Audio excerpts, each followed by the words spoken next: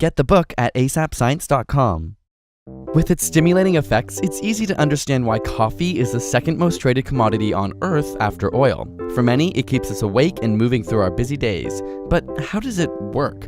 What exactly does coffee do to your brain? Whenever you're awake, a chemical called adenosine slowly accumulates in your brain, and this adenosine binds to receptors which slow down brain activity. Ultimately, the more adenosine there is, the more tired your brain feels, which makes sense as the longer you're awake, the more fatigued you become. Conversely, while you sleep, the concentration of adenosine declines, gradually promoting wakefulness. But it turns out that the caffeine in your coffee is incredibly similar to adenosine in structure. The caffeine works its way through your bloodstream and into your brain, where it starts to compete and binds with adenosine receptors. But because it's not adenosine, the sleepiness effect isn't felt. Adenosine can no longer bind, meaning its calming properties are diminished, which is great for you when you're feeling tired. However, with long-term use of caffeine, your brain responds by creating more adenosine receptors, which means more caffeine is required to elicit the same response. It also means that when you try to quit drinking coffee or miss your daily intake, you might experience some withdrawal symptoms and feel more tired than you would have before you ever drank coffee. But the caffeine doesn't stop there. It also stimulates the production of adrenaline, you know, the fight or flight hormone. This increases your heart rate, gets your blood pumping, and even opens up your airways. Furthermore, it affects dopamine levels by preventing its reabsorption in the brain, which makes you feel happy.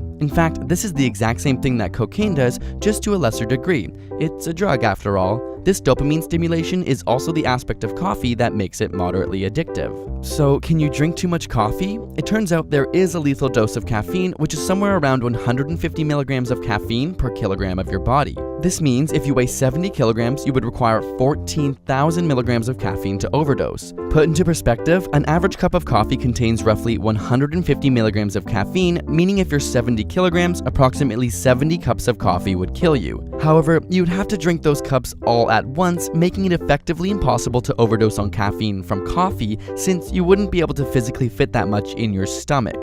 You would also start experiencing mania and hallucinations before getting to this point. Caffeine also has a half-life of around 6 hours, so if you drank a standard coffee with around 150 milligrams of caffeine, after about 6 hours there'll only be 75 milligrams left in your system and you'll be feeling half of the effect.